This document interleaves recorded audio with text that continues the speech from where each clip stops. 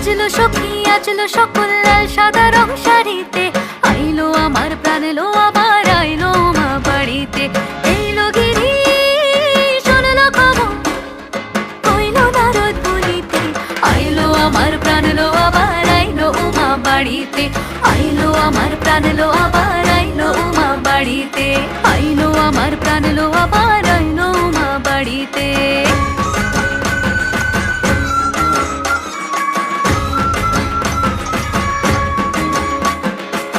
দশমী লাগিলে শুরু চিত্তে উচাটন, পরাণের গৌরী আমার থাকবে আর কতক্ষণ।